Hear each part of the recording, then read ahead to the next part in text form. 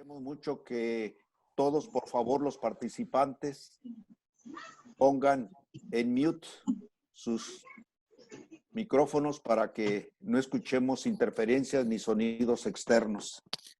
Miren, las pláticas semanales que iniciamos hace apenas 4 semanas están teniendo un éxito muy inusitado. Y es que cada plática semanal obedece y trata temas de aplicación inmediata. Estos temas, aquellas personas que no los han visto los anteriores, los invitamos a que se suscriban a nuestro canal de YouTube. El canal se llama Educación Financiera TV1 y ahí pueden ustedes ver cada uno de los temas que hemos tratado en estas 4 semanas anteriores. La plática de hoy también habrá de subirse el día de mañana al canal. De la misma manera, los invitamos a que visiten la plataforma www.asap.sc, porque ahí van a encontrar al día de hoy 16 circulares con información muy importante que les es útil para el cumplimiento de obligaciones de toda clase en estos días en las empresas, tanto fiscales como financieras, como tipos de cambio, como tasas de recargos y desde luego las novedades fiscales. También pueden visitar la plataforma www.mojica y compañía SC, en donde van a encontrar una réplica de esas circulares y van a encontrar también información muy relevante de lo que está ocurriendo día a día en materia financiera, en materia fiscal, en materia de tecnología, que es muy importante para las empresas hoy. Hoy vamos con Javier Valderrama a platicar sobre las novedades, sobre las facilidades que el Infonavit y el Seguro Social han dado a conocer hasta el día de hoy. Esta información, alguna ya está publicada en Diario Oficial, otras todavía no. Sin embargo, están en los portales de los institutos y se pueden aplicar sin mayor problema hacia enfrente. Los invitamos a que pues sigan la plática esta tarde paso a paso y esa plática ustedes podrán volverla a ver suscribiéndose en el canal de YouTube Educación Financiera TV1. Bienvenidos y empezamos con Javier Valderrama. ¿Qué tal? Muy buenas tardes, amigos. Bienvenidos a esta tarde de miércoles. Esperemos que esta forma de trabajar se nos haga costumbre. La verdad es que este distanciamiento y explorar nuevas formas de estar en contacto con todos ustedes, lo cierto es que nos ha obligado a buscar estas maneras de estar interactuando. En esta ocasión vamos a hablar específicamente de las facilidades que ha publicado, que han dado a conocer tanto el Instituto Mexicano del Seguro Social como el Infonavit. Desde luego, ambas instituciones representan una carga social importante en todas las empresas, principalmente pues porque obviamente por cada peso de nómina, pues una parte importante tenemos que destinarla al pago de cuotas patronales al Seguro Social, de aportaciones del 5% para el Infonavit y más allá de esto, incluso algunos impuestos locales sobre nóminas, impuestos que tienen establecidos los gobiernos de los estados. Entonces, aquí vamos a enfocarnos a esto principalmente. Desde luego que hay una cantidad impresionante de temas que derivan de esto, por ejemplo, el efecto laboral, el efecto de qué pasa si de pronto tengo personas a las que me veo necesidad de separarlas de la empresa o bien de reducirle su jornada o bien de reducirle su semana. En fin, son un sinfín de elementos o de eventos que se derivan todo de esta emergencia sanitaria en la que estamos inmersos. Ahorita, como les digo, nos vamos a enfocar precisamente en materia de seguro social y en materia de seguro social, pues desde luego están lo que tiene que ver con las cuotas patronales y también lo que tiene que ver con las cuotas obreras, que ahí no hay absolutamente ninguna facilidad. También unas facilidades en materia de suspensión de los días de trámite para efecto de los trámites y qué pasa con los avisos de seguro social. Y en materia de Infonavit también, qué pasa con las aportaciones del 5%, qué empresas sí tienen derecho, cuáles empresas no van a tener derecho a una facilidad y qué pasa por el otro lado con las amortizaciones que están obligados a efectuar nuestros trabajadores. Un poquito antecedente. Bueno, como ya sabemos, desde el punto de vista constitucional, desde el punto de vista fiscal, estamos obligados a contribuir al gasto público en términos de los que dispongan las disposiciones fiscales, las disposiciones respectivas. En ese sentido, tenemos una ley del Seguro Social y una ley del Infonavit. Ambas leyes me establecen obligaciones, las obligaciones de contribuir, las obligaciones de hacer aportaciones de seguridad social. ¿Por qué? Porque una de ellas está destinada a todo lo que tiene que ver con servicios médicos, guarderías, incapacidades, pensiones, y la otra de ellas tiene que ver con otorgarle vivienda a los trabajadores. Ambas son aportaciones de seguridad social, ambas están previstas en una ley específica y desde luego, bajando la regla constitucional, pues estamos obligados a contribuir en términos de ambas leyes. Ahora, ¿por qué de pronto implica una parte importante en las empresas? Porque desde luego, por cada peso que yo pago, aproximadamente entre Seguro Social, entre Infonavit, entre impuestos locales sobre nóminas, oscila entre un 27 y un 31, 32%, dependiendo de la prima de grado de riesgo que tenga dentro de las empresas. Entonces, imaginen, simplemente estoy pagando una nómina de $1,000,000 de pesos, bueno, pues un promedio, vamos a hablar de un 30%, lo vamos a tener que destinar a estas cargas de seguridad social. Desde luego, en esta temporada en la que nos vemos inmersos, donde hay una sensible disminución de la actividad económica o incluso en muchas de las empresas estamos dejando de trabajar, desde luego que eso implica que no estoy obteniendo recursos para poder destinarlo primero a la nómina, pero segundo a estas aportaciones de seguridad social. En vista de todo esto, pues finalmente tanto el IMSS como el Infonavit han dado a conocer una serie de facilidades. E incluso en esta misma semana se dio a conocer por parte del Infonacot otra serie de medidas de las que vamos a platicar un poquito ya al finalizar la plática. Pero en materia de seguridad social estamos hablando del IMSS y del Infonavit y ambas han publicado estas facilidades. Pero nos debe de quedar claro, estas facilidades no significan un perdón de la contribución, no significan que me están perdonando cuotas, solo me están permitiendo diferirlas. Es decir, en lugar de pagarlos ahorita, pues como ahorita la actividad económica está muy sensible, está muy disminuida, pues me permiten pagarla algunos meses después o hacer algunos convenios y en algunos casos solo me permiten diferirlo. Vamos a platicar de eso en unos momentos, pero nos debe de quedar claro, a pesar de la sensible disminución de la actividad económica, no hay ningún perdón de cuotas. Solo me permiten pagarlas con posterioridad, ¿de acuerdo? Ahora, estas facilidades que vamos a hablar, nos vamos a enfocar en las que están debidamente determinadas, las cuotas que ya se generaron. Ahora, una cosa muy distinta es cómo llegué a esas cuotas, porque ahorita hay muchas empresas que no están siendo consideradas esenciales y definitivamente no están operando. Y si no están operando, significa entonces que están dejando de prestar servicios, pero teóricamente o técnicamente deberíamos de estar pagando el 100% del sueldo de sus trabajadores. Que nos quede claro, si hay pago de sueldos y salarios a los trabajadores, independientemente de si estoy o no estoy laborando, de si estoy como empresa operando o no, es irrelevante. Si el trabajador está recibiendo un sueldo, automáticamente se está generando una cuota de seguridad social, ya tanto al IMSS como al Infonavit e incluso a los gobiernos de los estados que tengan establecido esta contribución sobre nóminas. Entonces nos debe de quedar bien claro esa partecita. Mientras haya pago de sueldos, hay generación de cuotas, de aportaciones de seguridad social y en consecuencia, una vez que se devengan o que se generen estas cuotas, vienen las facilidades. Pero, insisto, primero tenemos que llegar a esa determinación. Ahora, si con motivo de que estamos en esta emergencia sanitaria que nos ha llevado a una sensible disminución o nula actividad económica y de pronto yo llevo a cabo algunas negociaciones con mis trabajadores en el sentido de pagar vacaciones anticipadas o pagar las vacaciones que ya están devengadas, que no nos quede duda, finalmente hay un sueldo devengado y por lo tanto se generan cuotas.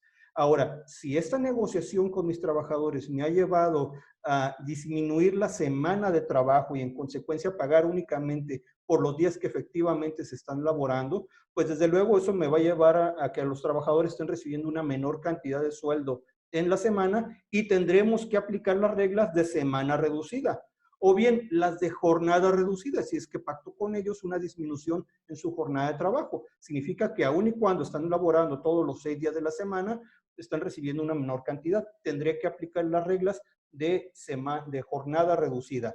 Y si hay semanas reducidas o jornadas reducidas, implica una disminución en el salario base de cotización. Eso tenemos que verlo con mucho, mucho cuidado porque hay muchas empresas ahorita que están ubicándose en ese supuesto y no han hecho absolutamente nada para efectos de seguro social. No se han presentado ninguno de los avisos. Nomás que sí tengan mucho cuidado. Recuerden ustedes que el salario por ningún motivo puede ir a la baja.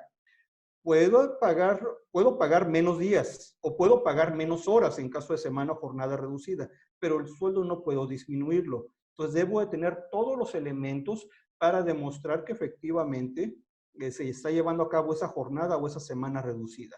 De pronto me ha tocado ver algunos casos donde simplemente en la nómina de forma arbitraria se modifica el sueldo para disminuirlo. Espérame, eso es incorrecto, eso está violando la Constitución, está violando la ley.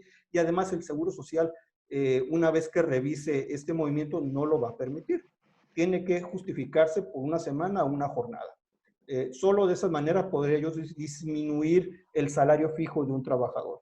Ahora, en el caso de aquellas empresas donde lamentablemente han tenido que descansar a su personal sin goce de sueldo, bueno, significa entonces que ha habido ausentismos sin goce y consecuentemente yo podría disminuir esos días para efecto de la liquidación ante el Seguro Social. Aquí, en esta plática, no vamos a hablar de la legalidad o ilegalidad. Eso va a ser un tema que nos va a llevar incluso un par de pláticas, un par de miércoles adicionales. Únicamente aquí vamos a hablar del efecto de Seguro Social una vez que le han dado efectos a esa disminución de días o esa disminución de horas o incluso esos días de descanso que se han elaborado. Pero una vez que se generaron cuotas, ahora sí entramos a platicar de cuáles han sido las facilidades. Ahora, en materia de Seguro Social, se hizo una difusión impresionante en los medios de que se estaba apoyando a los trabajadores, perdón, a los patrones. La realidad es que no es tanto. Estos convenios ya estaban previstos, ya están previstos en la ley del Seguro Social y sí se establecieron algunos mecanismos para agilizar el proceso, para agilizar el procedimiento, para que fuera más ágil, pero no es una facilidad nueva, es una facilidad que ya estaba prevista en la ley del Seguro Social. Y ahora, aquí tenemos que partir dos cosas. Una es las cuotas patronales y otra cosa son las cuotas obreras. Todas las empresas, cada mes y cada bimestre pagamos cuotas obrero-patronales. Las cuotas obreras yo se las tengo que retener al trabajador y se las entero al instituto en el mes o en el bimestre siguiente. Para ese tipo de cuotas obreras no hay absolutamente ninguna facilidad. Nos debe quedar bien claro. Yo no voy a diferir o no voy a convenir ante el IMSS el 100% de mi liquidación. ¿Por qué? Porque esa liquidación, ese SUA, contempla cuotas obreras, pero también cuotas patronales. Entonces, esto es únicamente para las cuotas patronales. ¿Y en qué consiste esas facilidades? De entrada me las dividen en dos. Si estamos hablando de las cuotas mensuales, ahí puedo meter desde luego la propia cuota, capitales, accesorios que hubiera. Esto me permite aplicar una facilidad que se conoce como pagos en parcialidades. Se conoce como pagos en parcialidades. Y el plazo por el cual yo puedo ejercer es hasta por 48 meses. Es decir, puedo convenir mis cuotas mensuales hasta por esos 48 meses. Ahorita vamos a ver qué periodos son los que entrarían. O en el caso de las cuotas de retiro, cesantía de nada avanzada y vejez, para esas no hay pagos en parcialidades. Para eso hay un convenio de pago diferido.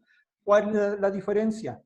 Pago en parcialidades es la cuota que se ha devengado, que se ha generado, esa me permite pagarla en varios meses. Pago diferido, eso es, se paga en una sola exhibición, se paga en un solo momento. Es decir, no es que yo voy haciendo mensualidades proporcionales, simplemente yo digo, ok, este pago diferido lo puedo ejercer hasta por 12 meses. Entonces yo puedo decir, estas cuotas bimestrales de retiro cesantía en edad avanzada y vejez que se han generado hasta ahorita, las voy a pagar dentro de 6 meses, que va a estar mejor la situación económica, o dentro de 8, o dentro de 10, o máximo hasta dentro de 12. Pero no estoy haciendo abonos tipo tiendas que siguen operando, abonos chiquitos. No, simplemente voy a pagar todo el remanente, ahorita vamos a ver que no es el 100%, todo el remanente en un solo momento. Voy a diferir el pago. Mientras que las mensuales, las demás ramas de materia de seguro social, es así, se van pagando de forma mensual hasta en 48 meses.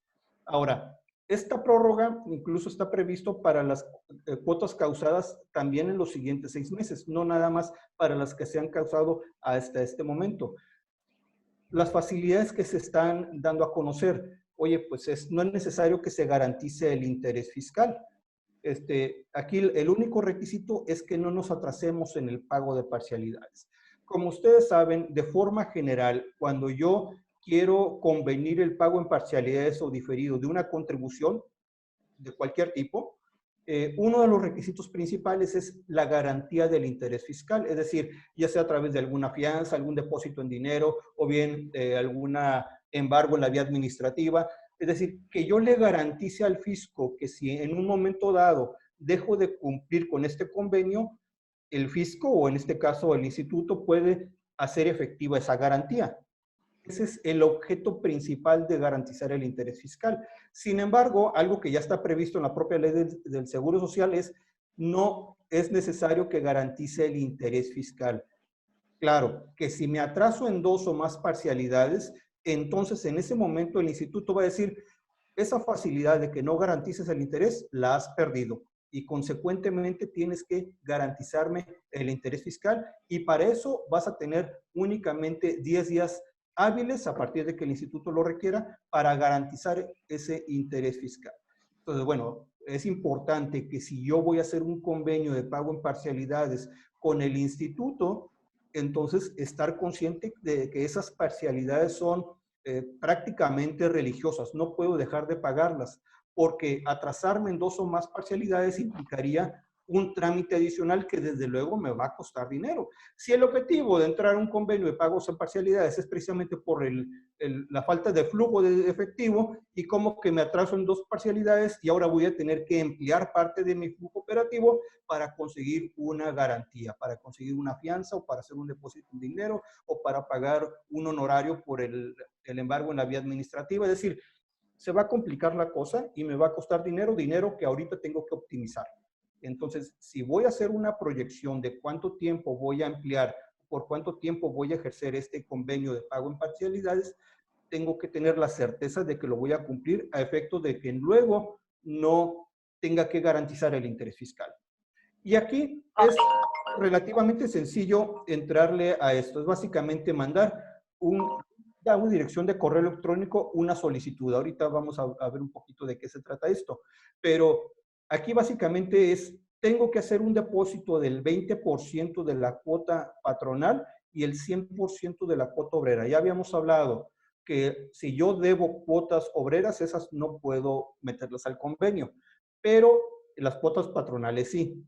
Aquí el punto es que yo no voy a poder convenir el 100% de las cuotas patronales que adeude, solo el 80%. ¿Por qué? Porque me piden vamos a decirle, un enganche del 20%. Entonces, de las cuotas patronales que yo tenga, el 20% tengo que hacer el pago y ahora sí, meter al convenio de pago en parcialidades el 80% restante de la cuota patronal. Pero incluso esa regla tampoco no es nueva, ¿no? Incluso, desde luego, para efectos de impuestos sobre la renta, cuando hacemos un convenio en el SAT, también se solicita este depósito. Ahora, esto no va a ser gratuito. El hecho de que yo entre un convenio de pago en parcialidades por las cuotas mensuales de las que ya estamos hablando, implica que voy a tener que pagar una tasa de financiamiento. Si mi convenio es hasta 12 meses, la tasa es del 1.26 mensual, equivalente a un 15.12 anual. Si mi convenio es de 12 a 24 meses, mi tasa de interés de financiamiento, mi tasa de financiamiento mensual es de 1.53, que equivale a algo así al 18.36%. Y mi periodo por el cual estoy optando por el pago en parcialidades se va de 24 a 48 meses, pues estamos hablando que mi tasa de interés es del 1.82%, un 21.84% anual, equivalente a ese 21.84%. Como podrán darse cuenta, pues no es tan bajita la tasa de interés, no es como que me lo estén regalando. O sea, sí me están dando facilidades para el pago de mis cuotas, para poder diferir el pago de mis cuotas en varios meses, hasta 48 meses, pero la verdad es que no es gratuito. Me va a costar una tasa de interés. Ahora, si me voy al periodo, al tercer nivel de 24 a 48 meses, pues incluso como pueden darse cuenta, ni siquiera es barata la tasa de interés. Me sale más barato, digo, obviamente no es una recomendación, pero me sale más barato dejar de pagar contribuciones al SAT que dejar de pagar esas contribuciones, aportaciones de seguridad social. La tasa de recargos, actualización más recargos en contribuciones, en impuestos federales es menor que este 1.82% mensual. No es una recomendación, es una simple comparación de que no es tan baratita esta tasa de interés. Ahora, desde luego que cuando yo quiera solicitar este convenio de pago en parcialidades, lo voy a mandar a esta dirección de correo electrónico que tienen en su pantalla, que posteriormente se les va a hacer llegar esta presentación. Y desde luego me piden un escrito libre en el que yo exponga cuáles son las cuotas que tengo atrasadas, por qué periodos, por qué importes, cuál es mi propuesta de pago en parcialidades, por cuánto tiempo, etcétera. O sea, que yo manifieste todo el adeudo que tengo. Desde luego van a pedir el número patronal único, acta constitutiva, poderes del representante legal, o sea, ya hay una serie de requisitos formales que debo de agregar al paquete que le voy a enviar al IMSS a través de esta dirección de correo electrónico.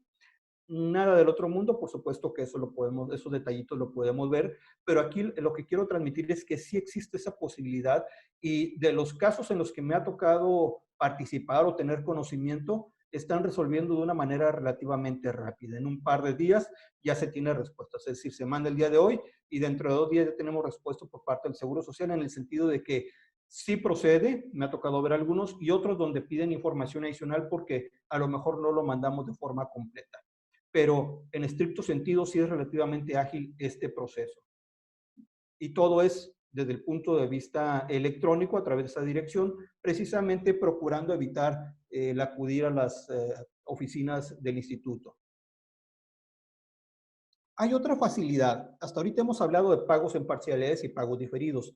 Hay otra facilidad que también ha estado comentando el IMSS, que no es nueva tampoco, que me permite presentar ante el IMSS mi liquidación o la generación del SUA y no hacer el pago de la contribución. Es decir, IMSS, te vengo a comunicar que aquí está lo que debo. No tengo para pagarlo, pero te lo voy a pagar en los siguientes 30 días naturales. Esa es una facilidad que ya está prevista en la propia ley, en su reglamento, pero requiere que el IMSS lo autorice. Lamentablemente me ha tocado ver ambos casos, me ha tocado ver más bien desde el punto de vista discrecional, los cuales el IMSS en algunos casos dice sí, queda autorizado y en otros dice no, no queda autorizado y por lo tanto te requiero el pago completo en este momento. Entonces, si vamos a optar por esta facilidad, sí estar consciente que existe el riesgo de que discrecionalmente aquí en la subdelegación pudieran no autorizarme el presentar ahorita mi liquidación y pagar en los siguientes 30 días. No me van a perdonar actualización y recargos, pero me voy a quitar de encima la multa. Como ustedes ya saben, si de pronto dejo de pagar mis cuotas, 2 días después del vencimiento ya tengo una invitación o un requerimiento o un acto por parte del Instituto Mexicano del Seguro Social. Entonces, bueno, esta es una facilidad en los casos en los que no quiera irme a hacer un convenio de pago en parcialidades porque es muy complejo, porque lo puedo considerar muy caro o porque no necesito tanto tiempo. Esta es una facilidad que pudiera ser interesante. La otra partecita que les platicaba respecto a las cuotas obreras, ahí no hay absolutamente ninguna facilidad. Si se generan cuotas en materia de seguro social por los trabajadores, la famosa cuota obrera, a esa se tiene que enterar al instituto de forma íntegra. Incluso no solo por lo que se adeuda, sino por lo futuro.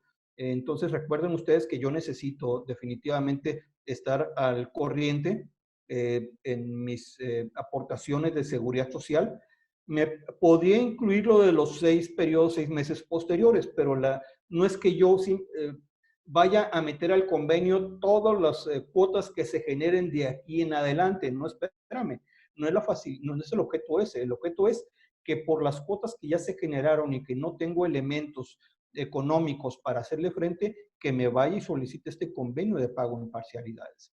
Pero nos debe quedar claro entonces, lo que tiene que ver con cuotas obreras se tiene que enterar de forma íntegra. Y ese es un problema que se da en muchas empresas, ¿eh? Todo lo que tiene que ver con retenciones, de pronto nuestros empresarios lo meten a la operación. Y se justifica. Finalmente, si le retengo impuestos o le retengo cuotas obreras a mis trabajadores y los voy a tener guardados para enterárselos al fisco o al instituto el día 17 del mes siguiente, pues mientras lo meto a mi operación, lo pongo a trabajar. El problema es que cuando se llega a la fecha de vencimiento de estas cuotas, pues resulta que a lo mejor ya no tengo disponible ese flujo de efectivo que yo retuve. Que nos quede bien claro, las retenciones siempre se tienen que enterar. Lo que hemos platicado en muchos casos con los abogados. Dice, puedes deber el impuesto que quieras, excepto retenciones. Las retenciones son un impuesto ajeno. No puedes dejar de pagarlas.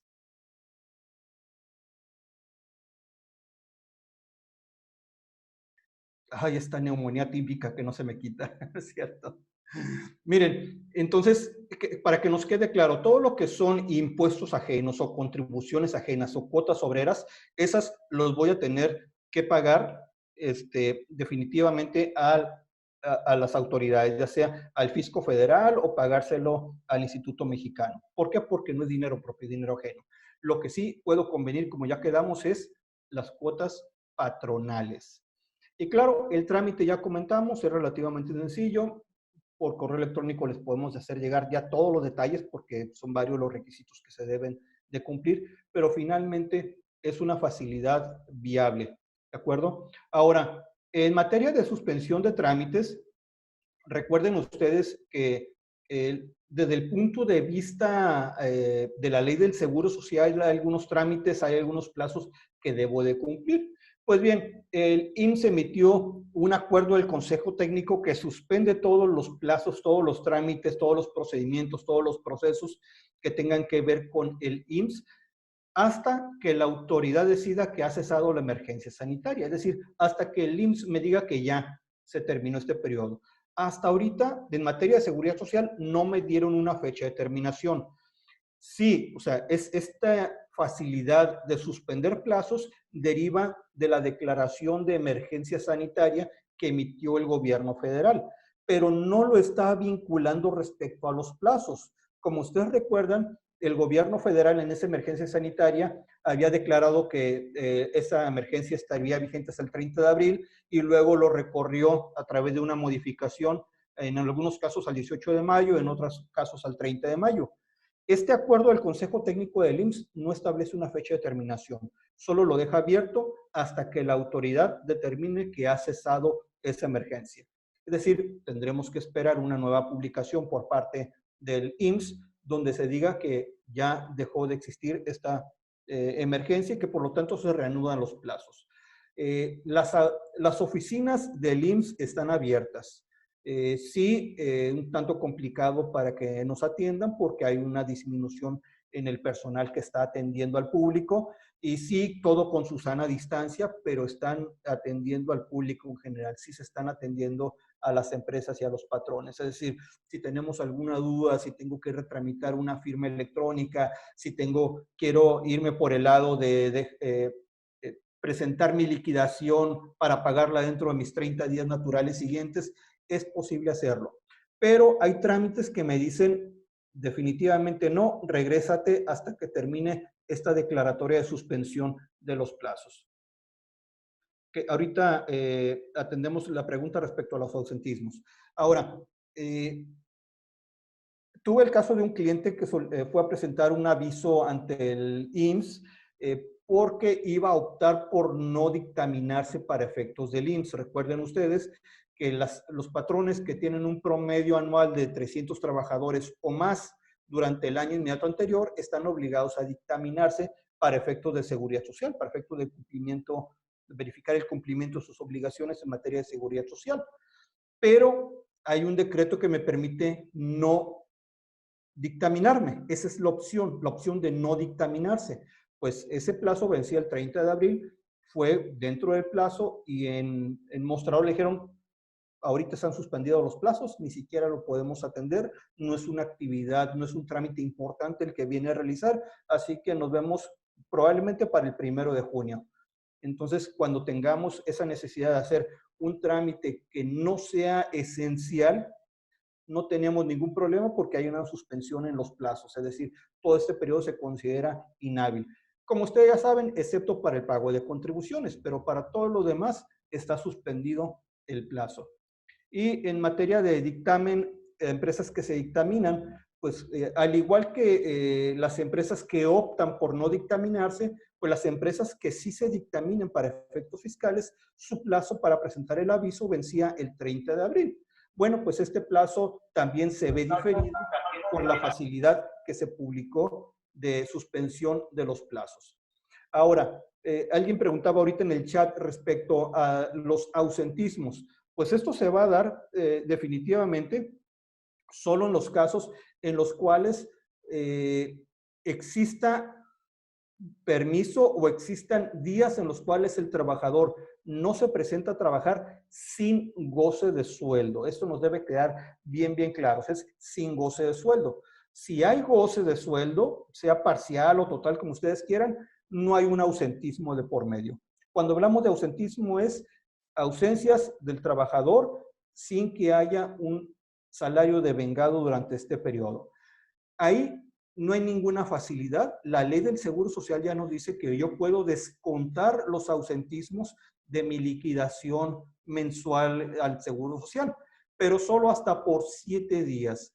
La propia ley me dice que si el ausentismo fuera mayor a esos 7 días, pues entonces tendré que presentar el aviso de baja correspondiente. Aquí les recomiendo sí tener mucho, mucho cuidado, sobre todo porque si de pronto yo tuve que suspender mis actividades porque no era esencial y mi flujo económico no me permitió pagar sueldos a los trabajadores, ya quedamos. Y ahorita no vamos a hablar de la legalidad o ilegalidad de eso.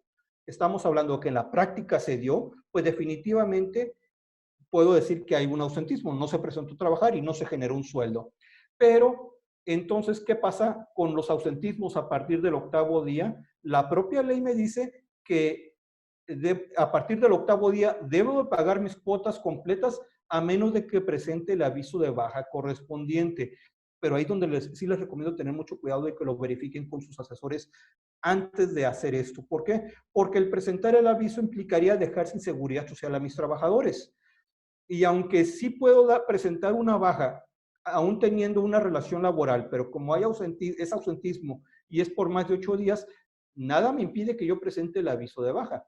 Pero créanme que podría tener efectos legales adversos en punto de vista laboral si de pronto dejo sin seguridad social a mis trabajadores durante todo este periodo. Entonces, si van a ejercer la opción de dar de baja porque es ausentismo mayor de 7 días, verifíquenlo muy bien con sus asesores antes de llevar a cabo esta reglita, ¿no? Pero desde luego, si hay ausentismos, yo los puedo descontar de mis liquidaciones mensuales del Seguro Social. Ahora, efectivamente, alguien dice en el chat, oye, si no hay pago de nóminas, por lo tanto no hay retención, totalmente de acuerdo. Si hay ausentismos o hay permisos sin goce de sueldo, desde luego que no hay retenciones, no hay cuotas obreras que enterar. ¿Por qué? Pero no se está generando ninguna cuota porque no hay pago de salario, ya lo hemos platicado. Si no hay salarios, no se generan las cuotas, ¿de acuerdo? Ahora, en el caso de la incapacidad por sospecha de COVID, pregunta alguien, le expide la aplicación por 11 días, pero debe ser por 14 días, ¿verdad? Bueno, lo cierto es que una cosa es lo que se entiende que debe ser por esos 14 días.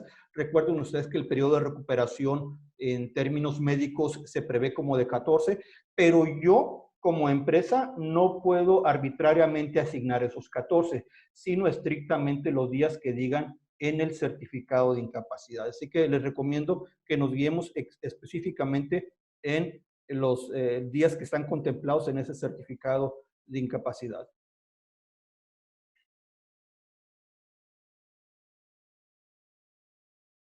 Ok, alguien pregunta que no están laborando por no ser actividad esencial. Pues lo cierto es que si hay pago de salarios, definitivamente se debe de seguir pagando cuotas de seguridad social porque se está generando un sueldo. Ahí, tema de abogados, tema netamente legal. Bueno, ¿qué es lo que le estoy pagando a mis trabajadores? ¿Les estoy pagando un sueldo o les estoy pagando una indemnización? Ese no es tema de esta plática. Eso sí, desde luego que si yo argumento con mis abogados de que no es un sueldo, sino que se trata de una indemnización porque no está trabajando el empleado, simplemente yo lo estoy indemnizando porque la ley no me permite abrir y sin embargo me obliga a pagarle su percepción, pues bueno, si es sueldo se genera la cuota, si es una indemnización se entiende que no hay sueldo y no se generaría cuota, pero verifíquenlo con sus abogados porque es un tema, créanme, muy delicado y ahí no tengo ninguna duda, van a entrar en controversia contra el instituto. Siempre hemos sido nosotros muy partidarios de no tenerle miedo a las autoridades fiscales ni de seguridad social, pero siempre, siempre evaluando el efecto costo-beneficio. Es decir, si esto ya estoy seguro que, oye, yo argumento que no es sueldo, que es indemnización y en consecuencia no se generan cuotas de seguro social, yo ya sé que voy a tener encima un problema. Bueno, tengo que evaluar cuánto me va a costar defenderme y cuál es la probabilidad de éxito en caso de que me vaya a los tribunales, que en definitiva me voy a ir a los tribunales, ¿eh? Entonces, simplemente para que no nos dejemos llevar por lo que se dice en los medios, sin antes hacer una evaluación muy, muy precisa, muy técnica, y desde el punto de vista costo-beneficio, de qué es lo que más me conviene a mí hacer. Ahora, que si de pronto ustedes se quieren ir por el lado, si así fuera, de que no es sueldo, sino indemnización, sus nóminas lo tienen que decir muy claramente. Porque si de pronto sus nóminas dicen que es sueldo, aunque su abogado diga que es indemnización, oye, pues si yo solo estoy argumentando que es sueldo, pues ni cómo me libre de mis cuotas de seguridad social. Por ahí alguien dice, el sistema de nóminas no permite timbrar recibos electrónicos en ceros. Bueno, pues si no hay sueldos, pues lo cierto es que ni siquiera tendría nada que timbrar. Solo la evidencia de que existen ausentismos por parte o faltas por parte de los trabajadores.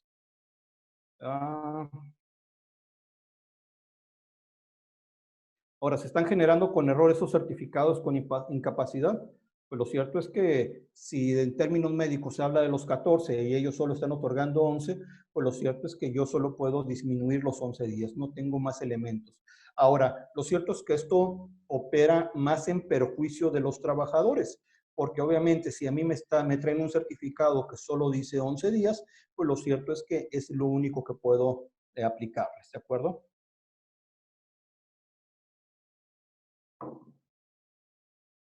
Ahora, que saben de una empresa en San Francisco del Rincón, va a despedir 800 por no haber pedidos hasta el 2021. Miren, híjole, hay tanto que podemos platicar, sin embargo, creo que ese es tema de otra plática, sobre todo porque hay muchas empresas que definitivamente están dejando ir a su personal, están de plano suspendiendo actividades e indemnizándolos. Esto porque aun y cuando se prevé que la contingencia, bueno, la emergencia sanitaria termine el 30 de mayo, la recuperación de estas empresas se va a dar muy gradualmente. Platicaba con un cliente que se dedica al sector de joyería.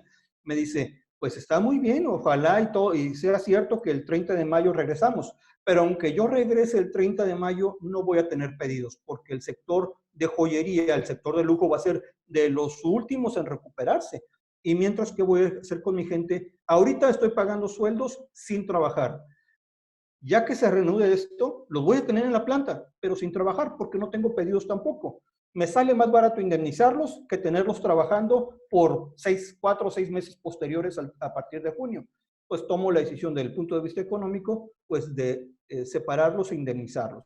Es una decisión difícil, es una decisión que tienen que, desde luego, platicarlo muy detalladamente con sus abogados.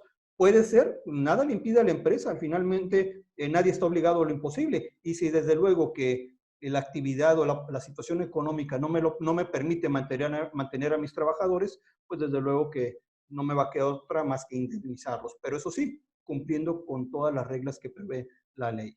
Incluso hay algunos restaurantes. He sabido, aquí en Tijuana hay una plaza comercial destinada principalmente al sector gastronómico, donde son rentas relativamente altas.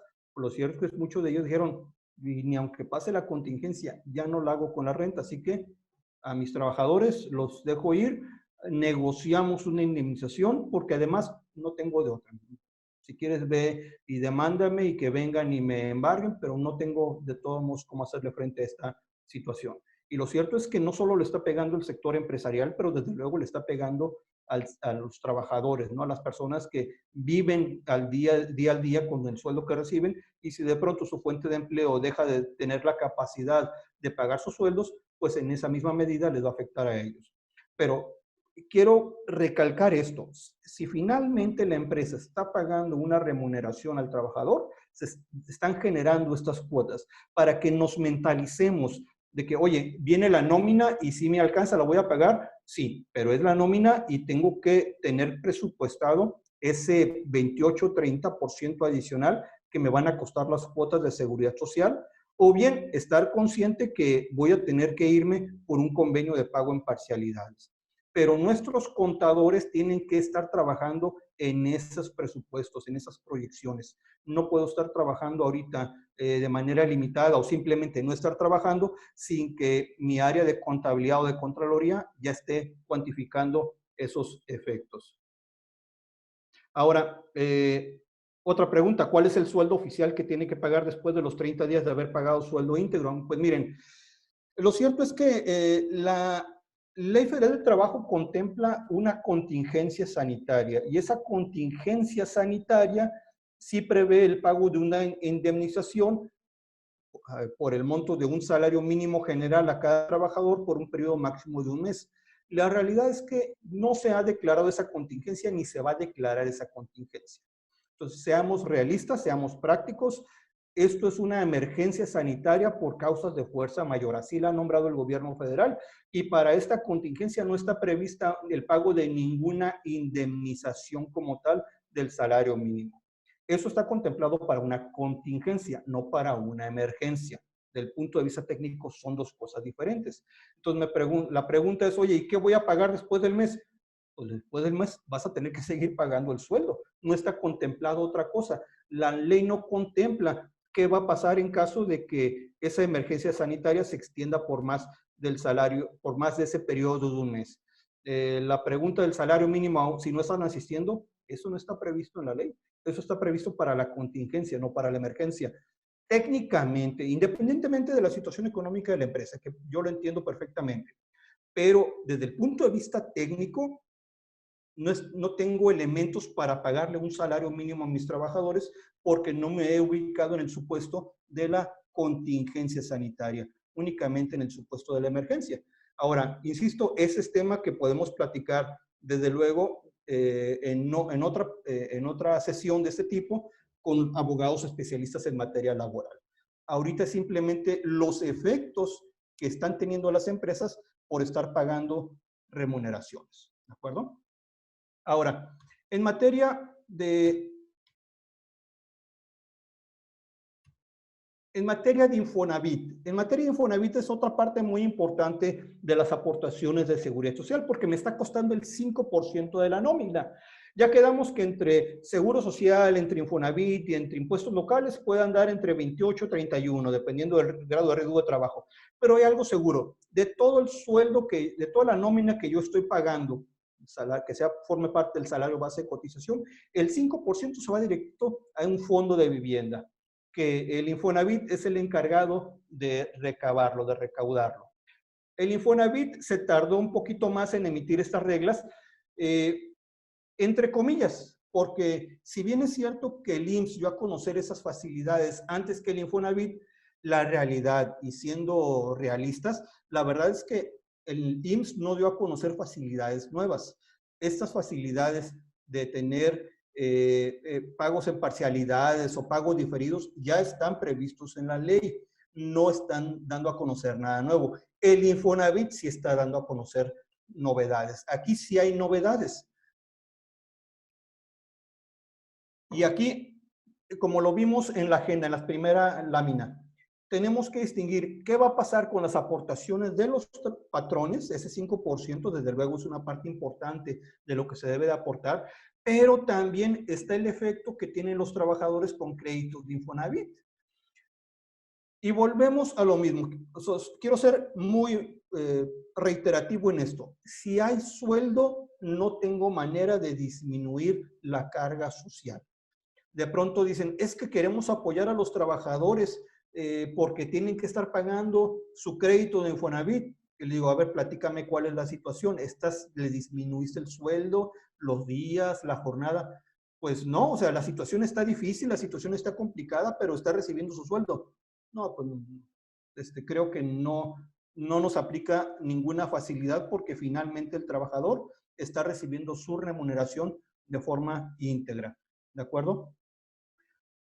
Como nos dice David Mojica a través del chat, efectivamente, una de las siguientes sesiones será con licenciados en Derecho que estén especializados en materia laboral para hablar de todo el aspecto de si procede, no procede, qué puedo hacer, qué no puedo hacer.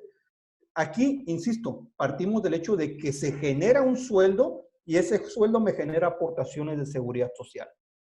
Ahora, ¿se debe o no se debe de generar? Si puedo o no puedo suspenderlo, disminuirlo. Pues lo cierto es que esa será materia de una de las siguientes sesiones que tendremos, como ya nos los está diciendo David Mojica.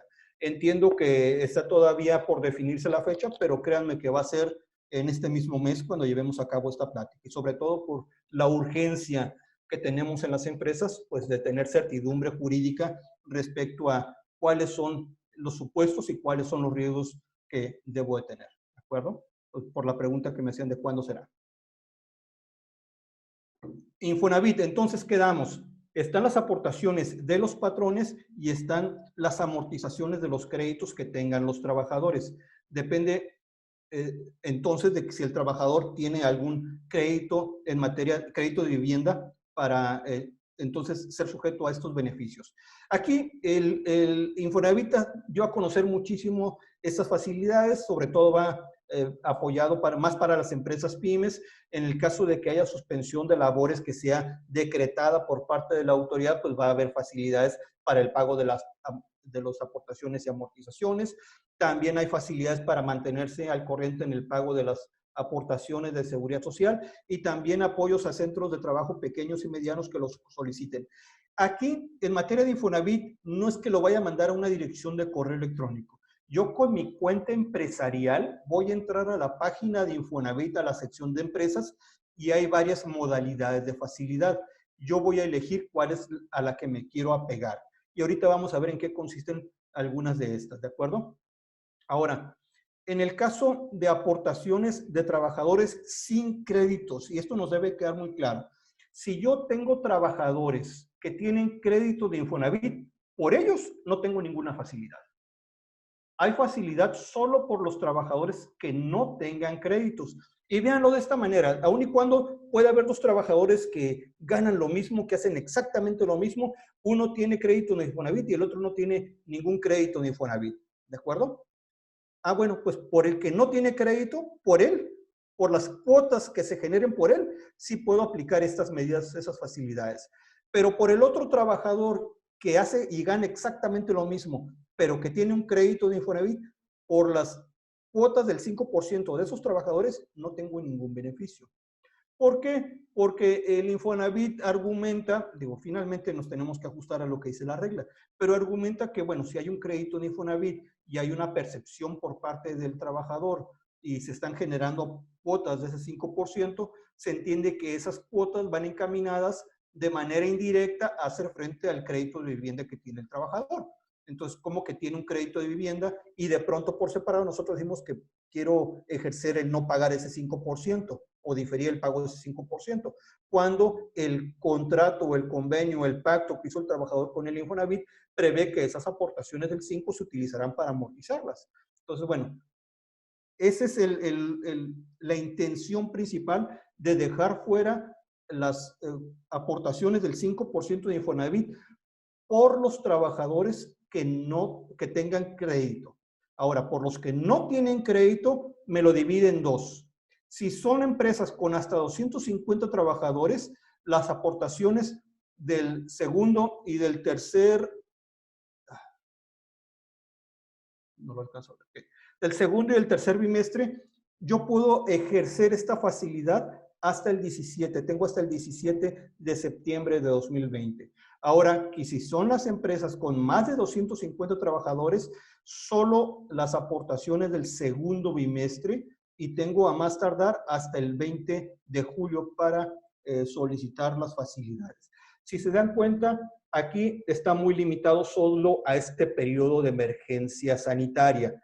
Es decir, si estamos hablando de entre marzo y mayo, pues bueno, entonces durante este periodo de la emergencia sanitaria y de baja actividad económica, donde puedo tener como empresa dificultades para hacer frente a mis aportaciones del 5%, solo por este periodo me permiten aplicar estas facilidades. Es por eso que me lo dividen. Si es empresa relativamente chica o mediana, con hasta 250 empleados, me permiten entrar a la facilidad por 2 bimestres. Recuerden ustedes que las aportaciones al Infonavit son bimestrales, se generan de forma bimestral.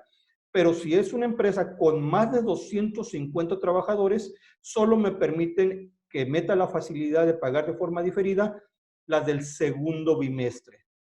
De pronto podría entenderse de que, bueno, las empresas pequeñas o con un menor número de trabajadores requieren mayor apoyo, pero lo cierto es que la nómina y la cantidad de cuotas que genera una empresa de más de 250 trabajadores, lo cierto es que es más relevante.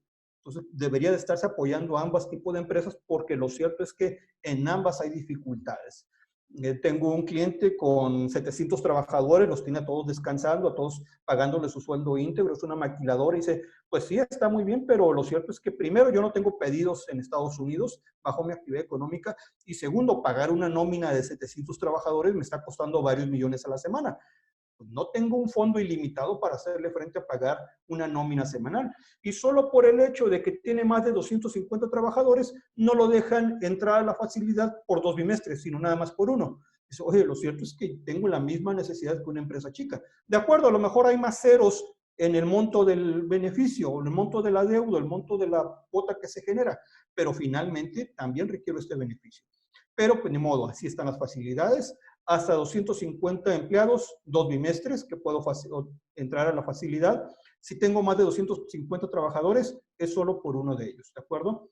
Ahora, ¿qué pasa con convenios que yo ya traiga vigentes? A lo mejor yo ya he hecho convenios de pagos en parcialidades que están vigentes ahorita y que de pronto pues tengo problemas para hacerle frente, para pagar. No es por las cuotas actuales, sino son por convenios preexistentes que estén vigentes. Aquí puedo también diferir algunas de las mensualidades de ese convenio preexistente.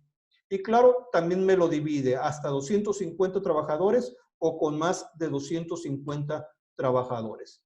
¿En qué consiste este convenio de pago? Pues me da hasta 12 meses para pagar las aportaciones sin el crédito, me permiten no garantizar el interés fiscal, me dan una tasa de financiamiento del 1.26%, ¿se acuerdan que es muy similar a la que tiene el Seguro Social para los convenios de hasta un año? Ah, bueno, pues aquí también. Pero aquí no me dan los 48 meses que me da el IMSS, aquí me da nada más hasta 12 parcialidades. Y claro, tengo que solicitarlo en el portal del Infonavit. ¿Cuándo tengo que solicitarlo? Pues tengo en algunos casos hasta el 31 de agosto, o el 30 de junio, o el 20 de julio, o el 17 de septiembre, dependiendo de qué, dependiendo de si se trata de cuotas del 5% para menores de 250 trabajadores o de más de 250 trabajadores. O si se trata de convenios que yo traiga preexistentes y quiero diferir mensualidades igual de hasta 250 o de más de 250 trabajadores. En función de eso, es el plazo que yo tengo para solicitar el pago en parcialidades de hasta en un año de estas cuotas o de estas parcialidades que tengo con el Infonavit. Que no se nos olvide, en el caso de los trabajadores que tengan créditos de vivienda, voy a tener que enterarlos sin ninguna facilidad. Entonces, para que en los presupuestos que nuestros departamentos contables estén elaborando, tener contemplado esto precisamente, que voy a tener que hacerle frente al pago de estas aportaciones, si es que quiero optar por el pago en parcialidades por los demás trabajadores.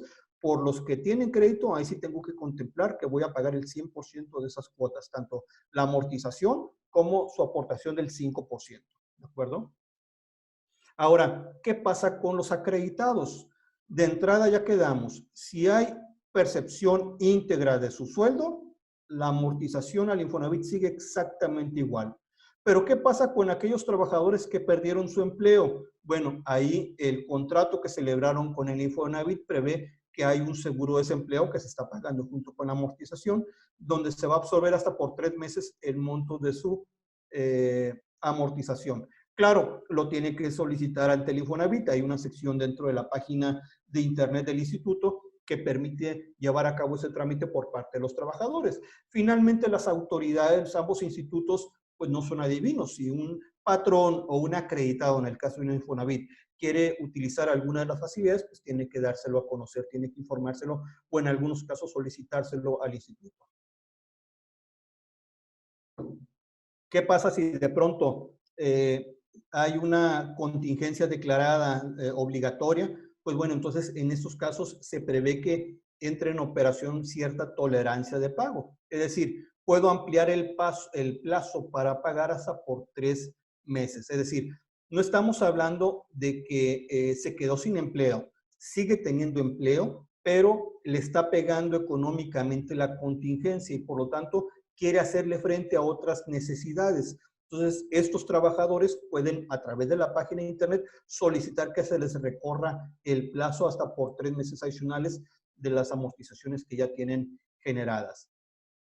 Ahora, ¿qué pasa con en las empresas en donde se haya declarado un paro técnico? Recuerden que el paro técnico, bueno, es un tema meramente legal, laboral, pero se entiende como que de pronto yo pacto con mis trabajadores que voy a dejar de operar y que no van a recibir su sueldo. Bueno, entonces, si hay empresas con paro técnico, la empresa tiene que manifestarle al instituto qué trabajadores se encuentran en estos supuestos, porque definitivamente el Infonavit les va a decir, les va a permitir que apliquen un 25% al factor de descuento que tienen previstos con el instituto. Es decir, es facilidad para los trabajadores, estas últimas que acabamos de ver. Y en el caso de avisos de dictamen ante el Infonavit, miren, nadie está obligado a dictaminarse para efecto de Infonavit, ninguna empresa, pero voluntariamente lo pueden hacer. Y esto para eso tenemos que presentarle al Infonavit un aviso presencial en las oficinas. Y a todos los despachos que nos dedicamos a dictaminar, lo cierto es que se nos complicaba muchísimo cumplir con esta obligación. Primero, porque muchos de nuestros clientes no están presencialmente en su empresa, no están laborando. Segundo, implica exponernos tanto a gente de la empresa como a nuestros colaboradores a acudir físicamente a las oficinas del instituto. Y tercero, pues el solo hecho de estar en las oficinas del instituto con una aglomeración de gente, pues implica también un riesgo de salud que pues obviamente ninguno queremos enfrentar. Pues bueno, después de muchas intervenciones por parte del Instituto Mexicano de Contadores Públicos con el Infonavit, se permitió que se prorrogara el plazo de presentación a más tardar hasta que la autoridad diga. Hasta ahorita verbalmente ha dicho que es el 1 de junio, sin embargo, la regla es hasta que la autoridad determine que ya cesó la emergencia sanitaria y que todo vuelva a la normalidad. Pero si alguna empresa quiere hacerlo, lo puede mandar a través de correo electrónico. Eso no existía. Los avisos se presentan en términos de ley, en términos de sus reglamentos, presencialmente, pero han habilitado la posibilidad de que se presenten a una dirección de correo electrónico, obviamente en un PDF, porque es un formato que tiene que ir firmado por empresa y por dictaminador. Bueno, es el PDF, el aviso, el formato ya escaneado, se envía por correo electrónico y luego por correo electrónico me responden si fue o no fue aceptado. Entonces es como una facilidad adicional. Ahora, me preguntan si van a enviar por correo el material. Desde luego que sí, este material David se los va a compartir a partir del día de mañana. Esto es un resumen de lo que han dado a conocer el Infonavit y el IMSS. Como se dan cuenta, Hay muchísimos detalles adicionales que podemos platicar. Sin embargo, el objeto de esta sesión es únicamente darles a conocer qué ha dicho el Infonavit o cuáles son los apoyos que han dicho el Infonavit y el IMSS respecto a esta emergencia sanitaria, que desde luego se ha convertido en una emergencia económica para la gran mayoría de las empresas de nuestra región. Ahora, lo cierto es que no han sido tan flexibles o no han dado tantas facilidades como estaríamos esperando. El IMSS no me dio nada nuevo, es algo que ya está en la ley. El Infonavit, ahí sí hubo novedades, sin embargo, solo me está permitiendo diferir hasta el 31 bueno, hasta por 12 meses. Es el plazo máximo que me está otorgando para hacerle frente a mi problema económico. Ahora, lo que nos resta hacer en las empresas, pues lo cierto es que tomar las medidas, tomar las precauciones para hacerle frente a los compromisos que no puedo dejar de un lado y que definitivamente tengo que enfrentar y pagar. Entonces, sobre todo si quiero optar a alguna de las facilidades, pues tengo que cumplir con algunos compromisos de pago mínimos. Por mi parte, me gustaría dejarlo hasta ahí. Es un mero resumen de las novedades que ha habido en materia de IMSS y de Infonavit. El Fonacot, recuerden que el Fonacot no es materia de la empresa. El Infonacut es un instituto que le otorga préstamos a los trabajadores para que adquieran productos para consumo. Ese es el objetivo del Infonacut. Y yo simplemente soy un intermediario como empresa entre el Infonacut y el trabajador, lo que yo le retengo para entregárselo. Ahora, que no se nos olvide, si de pronto el trabajador tiene alguna dificultad económica porque ha disminuido su capacidad o está recibiendo menos percepción, lo cierto es que es su responsabilidad acudir al Infonacut. El Infonacut ha habilitado a través de su página de internet una sección para que los trabajadores puedan hacer algunas solicitudes, pero es su responsabilidad solicitar esas negociaciones o reducciones o diferimientos de plazos. De lo contrario, desde el punto de vista de empresa, voy a tener que seguir cumpliendo con mis obligaciones de retención y de entero. Imagínense que el trabajador esté recibiendo un menor sueldo y yo les tenga que estar reteniendo lo mismo por Infonavit o lo mismo por Infonacot. Lo cierto es que si de por sí está mermando su capacidad económica, lo cierto es que se va a ver agravado con estos descuentos. Entonces, lo que sí procuraríamos hacer como empresas es orientar a nuestros trabajadores. Nuestro departamento de recursos humanos es establecer una guía para que ellos acudan y hagan lo propio y no se vean tan perjudicados al momento en que estén recibiendo su nómina y les tengamos que hacer ambos descuentos, ¿de acuerdo? Por mi parte, me gustaría dejarlo hasta ahí. Desde luego que hay muchos más temas que podemos platicar. Eso los podemos ver por separado a través de la oficina o incluso ustedes verlo directamente con sus asesores. Si hubiera algún comentario adicional, con toda confianza, pueden mandarnos un correo. Ahí viene en la pantalla que estoy compartiendo la dirección de David. Nos mandan un correo, por supuesto que podríamos estarlos atendiendo de esa manera. Y el material ya están haciéndole llegar a David también por ahí sus direcciones de correo electrónico para por ese mismo medio regresárselos y mandarles este material que, insisto, es una mera guía para ver que desde ahí se detonen todo lo que puedo hacer y de alguna manera buscar apoyos para mi empresa. Si no hay más, le cedo la voz a David. David, ¿qué nos traes?